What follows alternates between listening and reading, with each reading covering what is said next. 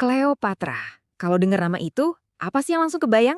Pasti soal kecantikan, rayuan maut kan? Tapi, gimana kalau citra yang kita kenal selama ini itu salah besar? Yuk kita bedah siapa dia sebenarnya di balik semua legenda itu. Jadi ada dua versi cerita nih. Di satu sisi, mitos tentang seorang penggoda ulung yang menaklukkan para jenderal Romawi. Di sisi lain, kenyataan tentang seorang penguasa brilian yang memimpin kerajaannya. Dan selama ribuan tahun, cerita yang pertama ini yang paling kencung. Padahal kalau kita lihat bukti sejarahnya, gambaran aslinya jauh lebih kompleks. Dia itu ahli strategi yang luar biasa. Nah, inilah yang mau kita kupas tuntas kali ini.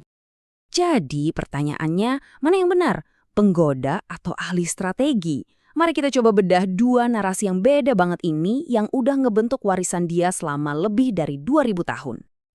Oke, buat ngerti ini semua, kita harus tahu dulu siapa sih yang nulis cerita tentang dia, dan ini poin kuncinya.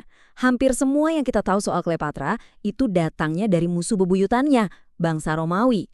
Ya jelas saja mereka punya agenda. Mereka pengen ngegambarin dia sebagai wanita licik yang modalnya cuma rayuan, bukan sebagai pemimpin yang selevel sama mereka. Nah, dari sinilah mitos si penggoda itu lahir. Pertanyaan ini penting banget nih.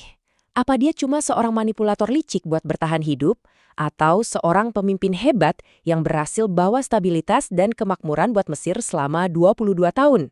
Oke, sekarang waktunya kita pisahin mana propaganda, mana fakta. Kita lihat buktinya bareng-bareng. Buat ngerti siapa sang ratu, kita harus ngerti dulu dunia macam apa yang ngebentuk dia. Latar belakang hidupnya itu jauh dari kata dongeng.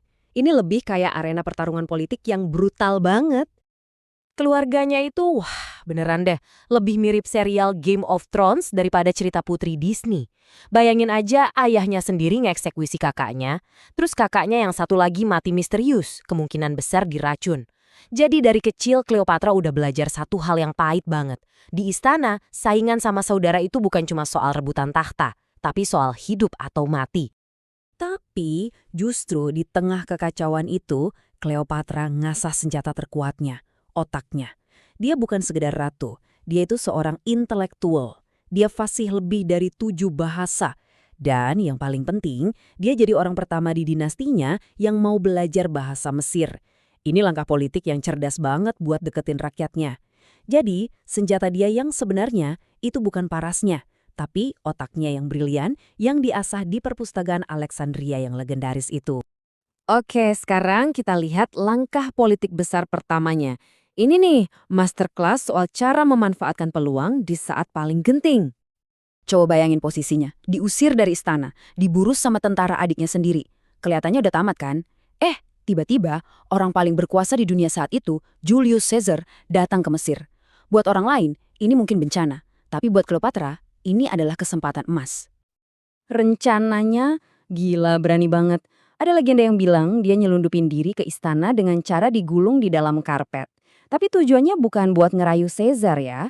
Tujuannya tuh buat pitching politik. Dia mau nunjukin kalau dialah penguasa yang sah, yang cerdas, dan jauh lebih kompeten dibanding adiknya. Dia pakai argumen, bukan pesona. Dan berhasil. Ini nunjukin banget cara kerja otaknya. Ini bukan soal asmara. Ini murni kemenangan politik yang udah diperhitungkan matang-matang. Dia berhasil mengubah posisi yang tadinya tanpa harapan, jadi kemenangan mutlak yang ngamanin tahtanya.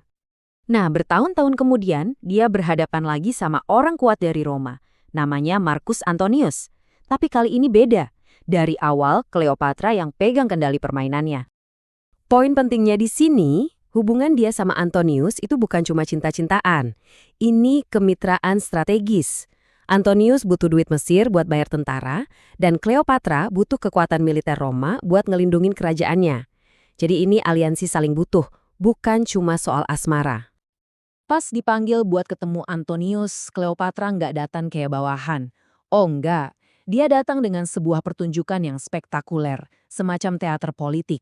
Dia nampilin dirinya bukan cuma sebagai ratu, tapi sebagai jelmaan Dewi Aphrodite. Ini cara dia buat pamer kekayaan, kekuasaan, dan status dewinya. Dia mau nunjukin dari awal kalau level mereka itu setara. Tapi, ya namanya juga hidup. Bahkan ahli strategi sebrilian dia pun bisa kalah. Yang jadi penentu itu adalah gimana cara dia mainin kartu terakhirnya. Titik baliknya itu pas mereka kalah perang di Actium melawan Octavianus, penerusnya Caesar. Kekalahan ini benar-benar ngancurin kekuatan militer mereka. Mesir jadi nggak berdaya di hadapan invasi Romawi. Bisa dibilang, kekuasaan mereka udah tamat di situ. Nah, di posisi ini, opsinya apa coba? Pilihannya sempit banget. Kalau nyerah, dia bakal dipermalukan habis-habisan. Kalau ngelawan, ya mati sia-sia. Jadi, apa yang bisa dia lakuin? Rencananya Octavianus udah jelas. Dia mau bawa Cleopatra ke Roma, ngerantai dia, terus diarak keliling kota. Itu bakal jadi trofi kemenangan terbesarnya sekaligus penghinaan paling pamungkas buat Ratu Mesir. Tapi Cleopatra nggak mau ngasih kepuasan itu. Dia mikir, oke, gue mungkin nggak bisa ngendalin hidup gue lagi, tapi gue bisa ngendalin kematian gue. Dia menolak jadi piala kemenangan musuhnya. Dan inilah langkah strategis terakhirnya. Kematiannya, entah itu digigit ular atau minum racun, itu bukan tindakan putus asa. Itu adalah sebuah pernyataan, sebuah penolakan yang udah diperhitungkan. Dengan cara ini, dia ngebalikin narasinya. Dari ratu yang ditaklukkan, jadi martir yang tak terkalahkan. Dia mengabadikan dirinya sebagai legenda, bukan tawanan. Jadi, yuk kita tarik kesimpulan. Siapa sebenarnya wanita di balik propaganda Romawi yang udah berjalan 2000 tahun ini? Inilah Cleopatra yang asli. Bukan cuma muka cantik, tapi intelektual yang tangguh. Bukan penggoda, tapi pemimpin politik cerdas yang bikin negaranya stabil selama lebih dari 20 tahun. Dia itu penguasa yang berjuang buat rakyatnya. Kekuatan dia yang sebenarnya bukan pesonanya, tapi otaknya, ketangguhannya, dan cintanya buat Mesir. Dan kisah dia ninggalin kita satu pertanyaan penting. Kisah Cleopatra ngingetin kita kalau sejarah itu seringkali ditulis sama pemenangnya, jadi cuma ada satu versi cerita. Ini bikin kita mikir, berapa banyak lagi cerita lain yang dibungkam? Suara siapa lagi yang hilang? Dan kebenaran apa lagi yang masih nunggu buat diungkap?